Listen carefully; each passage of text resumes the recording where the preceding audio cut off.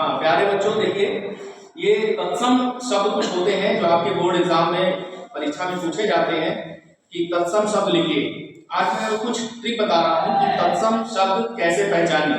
कोई शब्द अगर आप देखें तो तुरंत पहचान है कि ये तत्सम है कि तद्भव, उसकी कुछ पहचान है।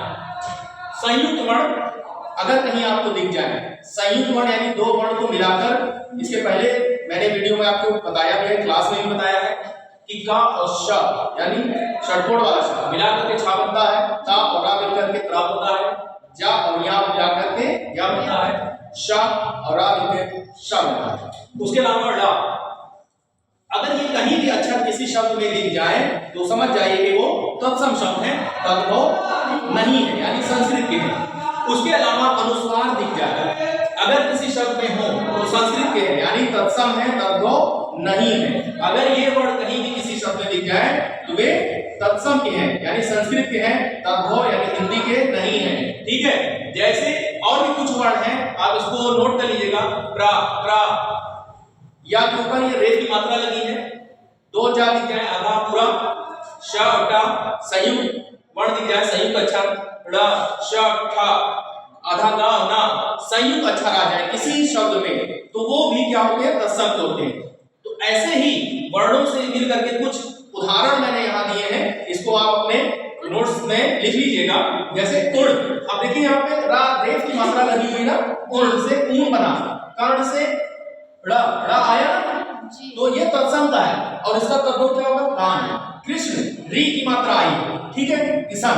कर्ण कन, गणना यानी गिनना, जीर्ण जीना, त्रिगुण से त्रिगुणा, त्रा भी आया है।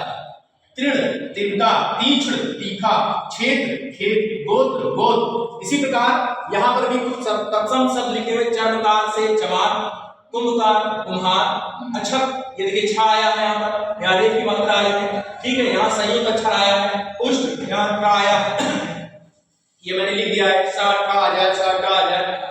त्रीणी तीन, श्रेष्ठी से, ये देखिए श्रा आया है ना, पुत्र पुत्र, भिक्षा यानी छा आ जाएगा। अगर कहीं भी इनमें से कोई भी वर्ण आपको किसी शब्द में दिख जाए तो समझ जाइए वो अपना नहीं है, हिंदी का नहीं है, तत्सम का है। ठीक है, कुछ शब्द यहाँ पर लिख दिया है, पढ़ के बता दे रहा हूँ। मक्षिका से मक्खी यानी मक्षिका क्या है, तत्सम है, उसका तद्भव मक्खी। मित्र का मीत, ग्राम का गांव, दंत का दांत, चंद्र का चांद, तांब का तांबा। शमश्रु बहुत अच्छा, बहुत बार कई परीक्षाओं में पूछ चुका है, यूपीएससी में पूछ चुका है, टेट एस्टेट सीटेट टीटी पीजीटी में पूछा है। शमश्रु माने मूंछ होती है, मूंछ शमश्रु। कभी कभी इसका उल्टा मतलब वर्तनी की गलती भी दे देता है, इसमें बड़ा सा लगा देगा, आत्म मात्रा जोड़ देगा छोटा हो, तो इसको आप वर्तनी भी देख लीजिएगा, ये वर्तनी भी शुद्ध है। शमश्रु माने मूंछ, सर शाम, हास्य हंसी, परीक्षा फरक, छाल खाल। आई होप कि आप लोगों को समझ में आया होगा कि तत्सम शब्द कैसे बनते हैं, और ट्रिक भी समझ में आई होगी कि इन वर्णों को जहां पर देखिए तो समझ जाइए अगर ये वर्ण किसी शब्द में है तो वो तत्सम के हैं, यानी संस्कृत के हैं, और उनका इधर जो लिखा हुआ ये तद्भव। ठीक है।